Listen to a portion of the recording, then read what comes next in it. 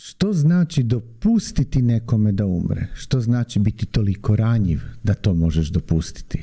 Zar nema toliko ljubavi u tome kada kažeš nekome dopusti da umreš? Dopusti da dobiješ svest, da primiš svest. Nije li lakše nekome dopustiti njegov izbor nego mu reći mrš? Nekad je prosto lakše reći mrš. Nije li svjesnije nekome dopustiti njegov izbor nego nekome samo reći mrš?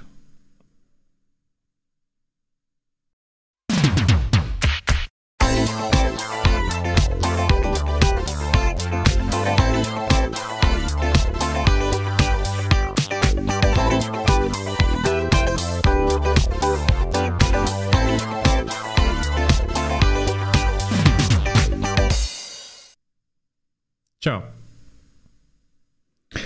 Zdravo. Moje ime je Lazar. Moje ime je Zvonimir.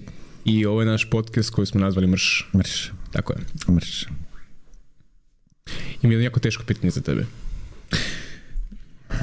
Da li veruješ u život poslije smrti? Što je to vjerovanje? Što je to živjeti? Što je to poslije? Šta je, nam već odgovor na to pitanje. Da čujemo. Čim si fizičar, čim energija menja oblik iz jednog u drugog, tako da veruješ u život poslije smrti. Samo jedan moj modalitet fizičar.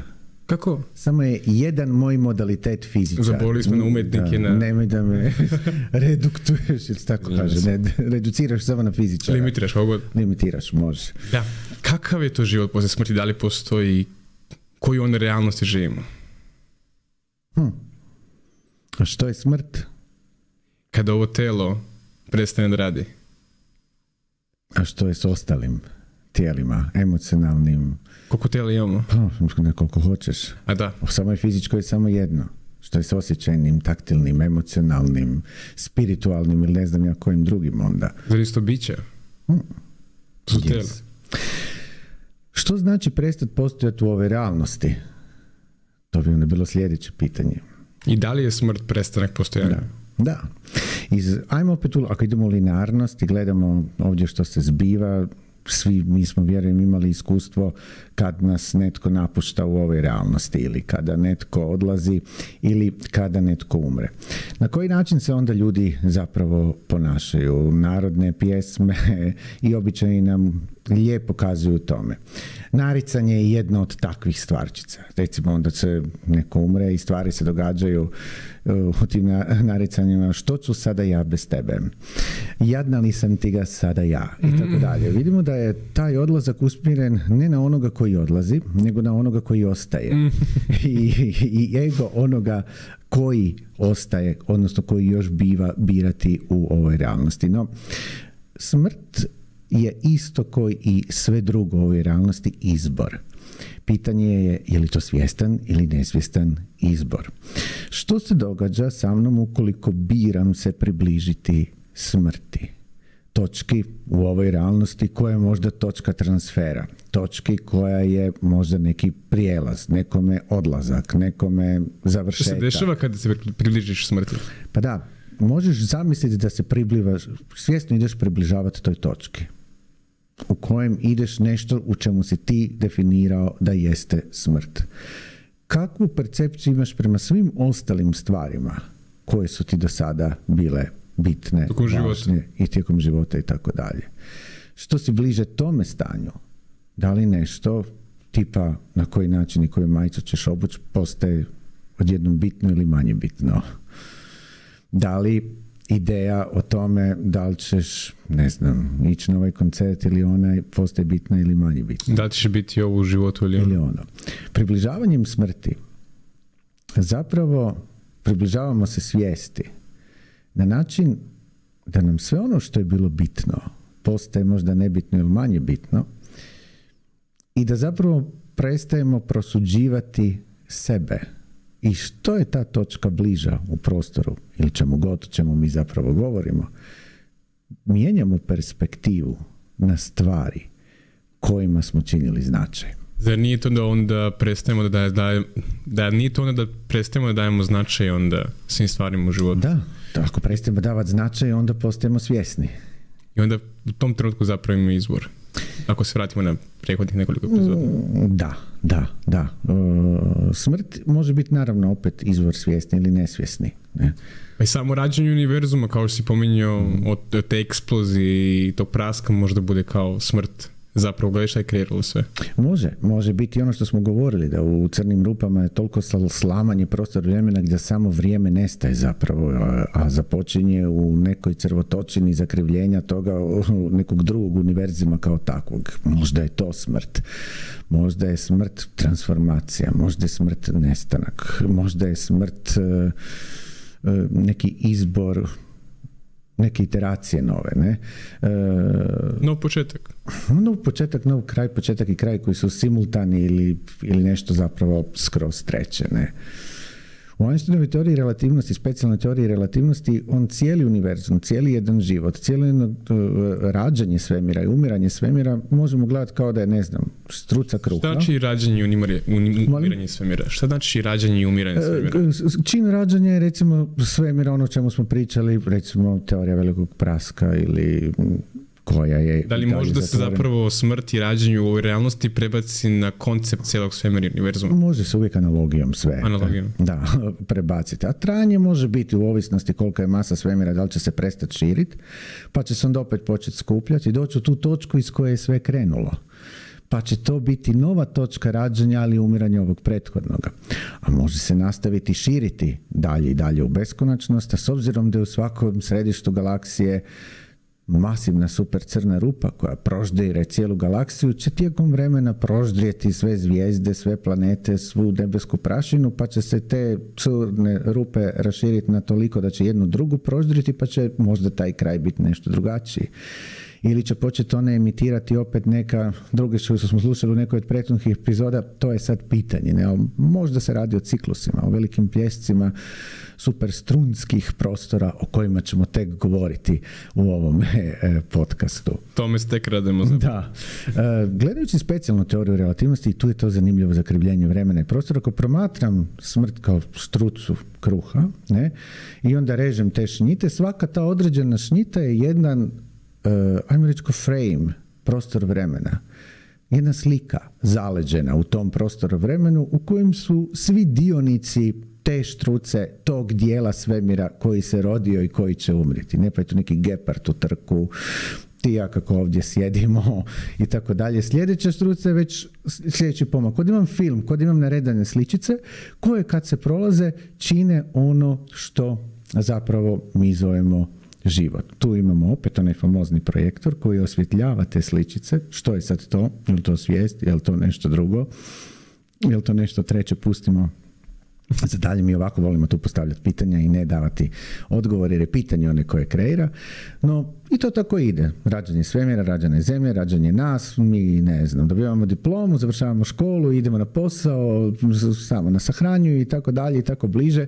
To je niz takvih sličica. No, ako se sjećaš kad smo pričali o onoj epizodi o zakrivljenju prostora i vremena, onda smo rekli da je prostor i vrijeme relativno. Ne?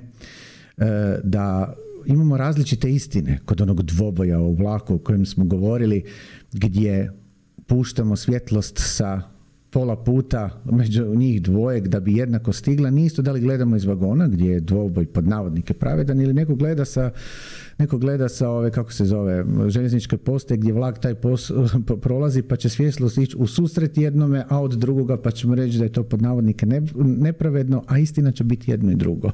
Znači ne postoji jednoznačna istina. Što u tom slučaju znači i predstavlja ta štruca kruha? Što kad bi mi šnjite kruha ne rezali ravno, nego u koso na tom kruhu?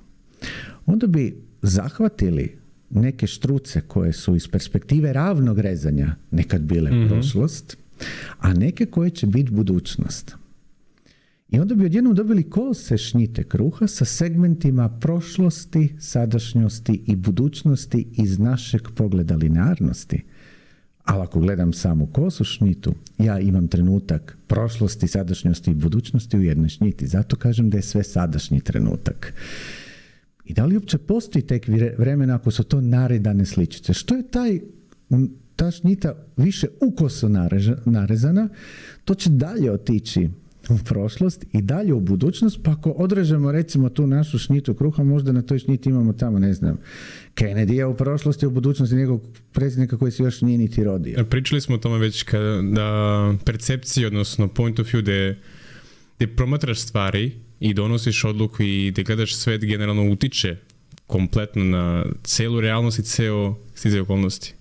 Da, to je kvantna motrenje. Sve pitanje što uzrokuje da mi ukoso režemo šnjitu kruha, naše gibanje relativno odnosno jednog drugog, ne? A onda imamo do sljedećeg, idemo pitanje ako ćemo pričati o svijesti. Zašto se sjećamo prošlosti, a ne sjećamo se budućnosti? A nema fizikalnog razloga da je tijek fizike u jednom smjeru vremena drugačiji od drugog. To je isto ono zašto se sjećamo ili ne sjećamo ili ne percipiramo druge realnosti. Zašto smo mi u smislu, ili entropija kao isključili nešto. Smo ih nekako.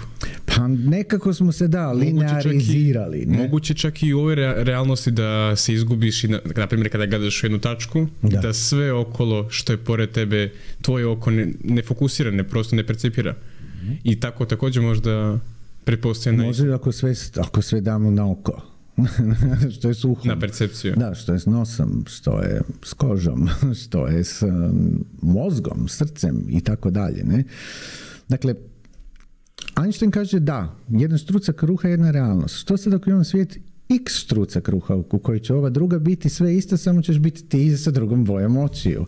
I onda ima jedan prostor tih štruca kruha u kojem je svo vrijeme, u tom kontekstu govorimo da nema tijeka vremena, nego je sve sada i svaka prošlost i svaka budućnost u ovisnosti iz perspektive određene točke, ali ta štruca egzistira od svog početka do svog kraja. Naravno, uvjetno govorimo o štruci kruha, govorim o kreaciji nekog univerzuma koji ima svoj početak i kraj ili beskraj. Sve onda kombinacije tih štruca su oni multiverzumi ili paralelni verzumi o kojima smo govorili zapravo iz nekih prethodnih epizoda kad smo govorili o kvantnim multiverzumima. Koliko si zapravo napravio smrt i nestajanje po znacima navoda laganim i jako prihvatljivim mi zapravo kao neku normalnu stvar gdje nas čeka nova kreacija i novi haos i novi univerzum koji ulazimo. Znači, zbog čega je ljudima koji kako se rekao, ostaju na zemlji i koji ostaju u ovoj realnosti, tako je, zbog čega njima je zapravo najteže? Zbog čega oni su ti koji su žrtve svega toga? Kako se rekao na početku? Zbog nesvijesti. Zbog oni su dalje nesvjesni. Možda smo tu da dođemo do svijesti. Što je to ljepota umiranja? Ono što mi je izuzetno zanimljivo je da sam s jednom prijateljicom i dobrom kolegicom kreirao nešto što je u ono vrijeme prije interneta i ne znam nija čega bila zaista kreacija koja se također bavila fizikom. Međutim, ta kolegica je u 14. godini tog našeg projekta birala otići iz ove realnosti. Tad me naučila nešto jako zanimljivo.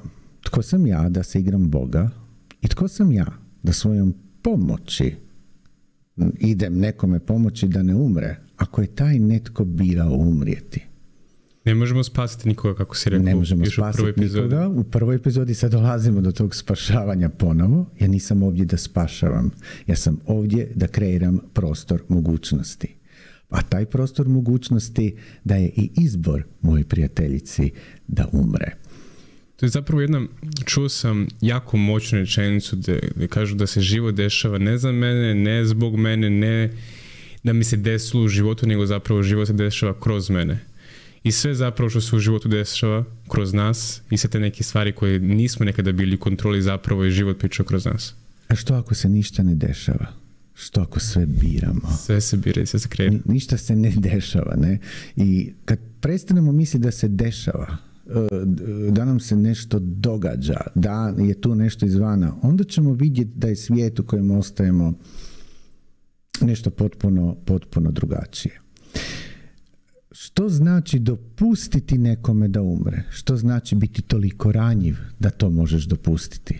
Zar nema toliko ljubavi u tome kada kažeš nekome dopustit ti da umreš? Dopustit da dobiješ svest, da da primiš svest. Pa, da, to je ljubav, to je radost, to je joy, koliko god ovdje to čudno sada zvučalo. Da li ću ja zbog svog egocentrizma i egoizma nekoga zadržavati ovdje, mrcvariti, ili da bi meni bilo bolje? Što znači meni biti bolje? Ako sam ja svjesno biće koje dopušta sve i prihvaća sve i svakoga i ne prosuđuje nikoga, onda neću prosuđivati nečiji izbor kada će i kako će otići iz ove realnosti. Povredit ćeš dosta ljudi kad im budeš rekao da je izbor umreti, je smrt zapravo izbor. Nemam namjeru povrijediti nikoga, niti ne povrijediti nikoga. Samo podići svijest. Možda čak više niti to. Što znači podići svijest? I može li se svijest podići? Čak sam u tom promišljanju. Govorim svoje iskustvo. Ljepota tih 10 mjeseci, moje prijateljice i mene, je nešto jedinstveno što smo jedan drugom darovali u ovom životu. Ljepota tijelog koje odlazi, ljepota umiranja i ljepota prihvaćanja je prostor koji je potpuno drugačiji od svega onoga što sam učio i što su me učili u ovoj realnosti. Nema više osjećaja, nema boli, nema percepcija. Ima percepcije, ne potpuno drugačije percepcije. Pa na posljedku, ako i gledamo iz kršćanske perspektive, to je najradosniji događaj, jer ljudi idu k svome stvoritelju. Iz te perspektive isto ne razumijem zašto se plače, tuguje i žali. Da, zamisli čovječ. Da. Interesantno. Koliko su mi kao ljudi zapravo spremni da zbog egocentrizma i da zbog sebe čak i najsrećniju stvar koja se dešava drugome napravimo, okrenemo nekako u svoju korist. Upravo to. Egocentrizam i egomaniakalizam je nešto što nas ograđuje od drugih. Nešto s čime sebe baždarimo na neki drugi način. Nešto s čime ne možemo vidjeti prostor kojeg zovem high. Nešto što je toliko zatvoreno, nešto što je toliko neprozirno i nešto što zapravo nas odvaja od ove stvarnosti svakim postupkom u kojem biramo otuđiti se, ograditi se, isključiti i onemogućiti sebi novo polje izbora. Samo da se razumemo, mi nikoga ne postičemo da umire niti da skače sa mostova i ono kad si rekao da ako skoči sa mosta i postaneš leptir, šalio se, tako da nećemo. Kad je to bilo? 2. i 3. epizoda čini mi se. Davno. Možda se nisam šalio. Neću im reći još. Interesantno.